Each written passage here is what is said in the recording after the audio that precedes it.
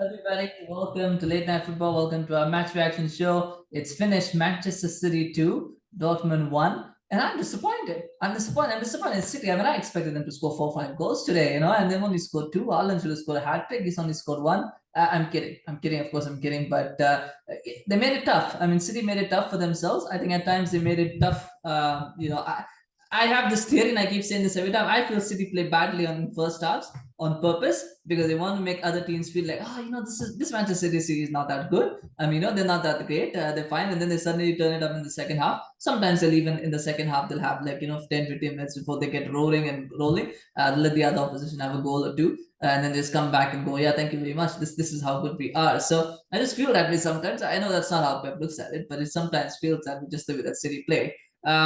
I thought the first half was there were things that I noticed in that half, and I think if City had lost, there were things that we could have talked about a lot more. I think the performances, some of the performances will get a little bit under the radar, and some of the play will get a little bit under the radar because of the result. But there are things there that other teams can look at. And I do feel that the turning point of the match from Dortmund's point of view is when Terzic went and brought on Schlotterbeck. When he went to a back five, I think that was where he lost the game. He lost it because up until that point, I think Sule and Hummels had really controlled that game. For the back, the fact is that they all understood each other's game. It looked like they were all in sync with each other in that 4-3-3 that they were playing. They were very, very clear in terms of roles.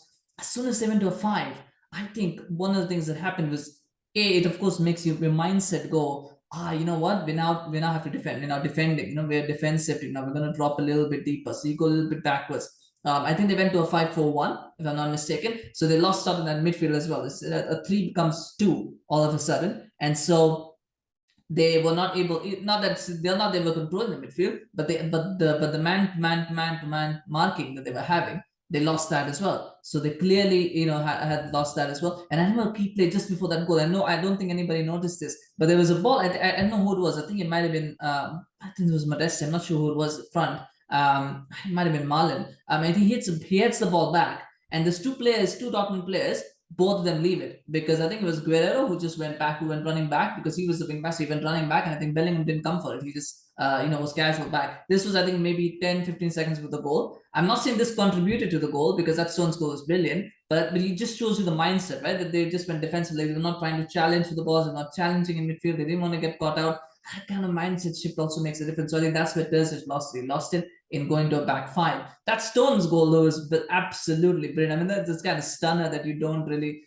And the keeper should have done better. I think. And the keeper almost thought, I'm going to leave it because if I go for it, I might lose my hand or something. I think he almost got scared of it. But sometimes I can't really say much to that. I mean, do you tell a player that you should injure yourself just to try to save a goal? I'm not here to advocate for that. So, but it was a strange sort of attempt at a save or something because he took his hand off. So I just think he thought, it's too far away for me. Like if I go now, I'm probably going to break my hand or something. I think that's what he did. I don't know if that would happen. I think that was where his mind was. And that second goal was just it was a nice little outside pass, the boot pass that exemplifies why he should not have gone to back five. That goal exemplifies because keep in mind what Haaland did. He went after Schlotterbeck. Look at his position. He goes after Schlotterbeck. He does not. I think he realized that Sule had the beating of him. He realized that Hummels had the beating of him. So he goes after Schlotterbeck because he's now got Schlotterbeck, and Schlotterbeck is playing as centre back, so he can still stay central. He doesn't have to go wide, and he stays central. He latches himself onto Schlotterbeck. The ball comes in. It's still a very good finish, by the way. The finish is very good. I always feel that those kind of finishes, they always look good when they come off, and when they don't come off, they look a little bit silly. I think this is one of those that came off. I think the goalkeeper could he have saved it?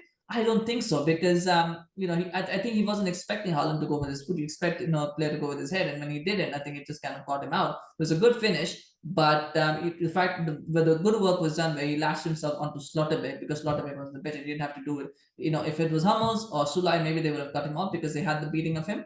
Schlotterbeck didn't because he was just in the game. So that is where I think that broke down.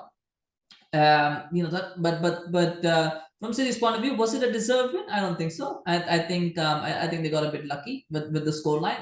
Obviously helped by Terzic's tactical naivety there to move to a back five. But you know what? That's what good teams do. It happened to Barcelona last night. I mean, they didn't play. They played well. They didn't get the win. City didn't play well today, but they got the win, and that's what matters. And in the Champions League, these are the kind of things that matter. And this is why I don't think City are going to be beaten, are going to have any problems winning the Champions League this season. This game is an example why, because even when they have problems within the game, they'll figure out a way. They'll find a way to win. They'll find a way to get a result. And I think that is so important. Having that X factor in Haaland, having that X factor in De Bruyne, it makes a difference. But there were things that I noticed in this game that teams could take advantage of. I don't know if they will, but I do think teams can take advantage of certain things. I mean, when I say they won't have any problems in winning, I don't mean to say that there won't be adversity. There will be adversity. I just don't think they'll ever be they'll be trouble. I just don't think any team is going to significantly trouble them to the point where you go, I don't think there's a team right now that can beat Manchester City over 2 legs. That just meant for me to put it that way. So that's just what I see. But there were chinks in the armor. We noticed some of that in Haaland. I mentioned that there's one chink in the armor. I think what I noticed today before that goal, if you watch how the narrative, if that game had finished 1-0 to Dortmund, I think the narrative would have been that City are a bit predictable with Haaland. I think they were a bit predictable, especially in that second half when they brought on Foden and then they switched De Bruyne out to the right.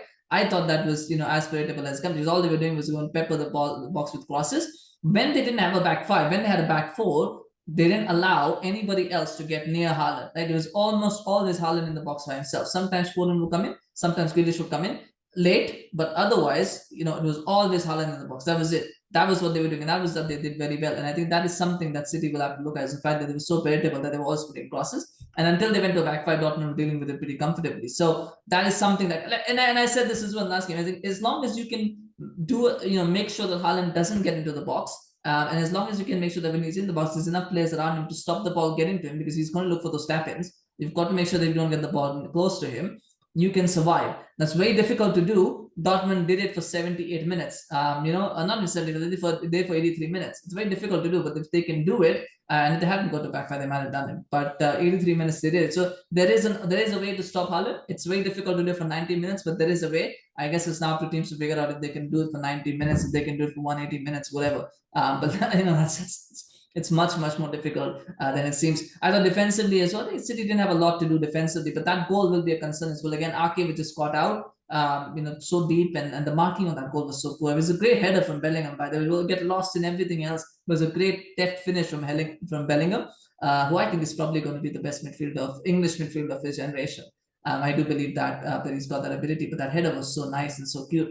But there was bad marking from City, and that's something that I have to work on as well. That sloppiness in defense has not gone away yet, and that is going to worry Guardiola for sure. But as long as they have Haaland firing up front, as long as they have De Bruyne putting in crosses, I don't think they're going to worry too much about it. And Cancelo from the other side, if you can't get Haaland, if you can't get De Bruyne to do it, then you've got Cancelo, Foden to do it. So as long as they have that, I don't think they'll be too troubled in terms of finding goals to cover up the defensive mistakes. But there are things for Pep to learn from, and things for him to figure out, and he'll be happy that a performance like this came now, right at the start of the season, we've still got time to figure things out, as opposed to coming late in the next season, late in the season. So that's something there as well. But 2-1, two stunning goals. That's really what it is. And Haaland once again with the winner. It's becoming a predictable script now, isn't it? We just write it that way, isn't it? We don't even have to write it. We just have to put it up there. Yeah, Haaland's going to score the winner. That's what's going to happen, and it's almost so predictable. But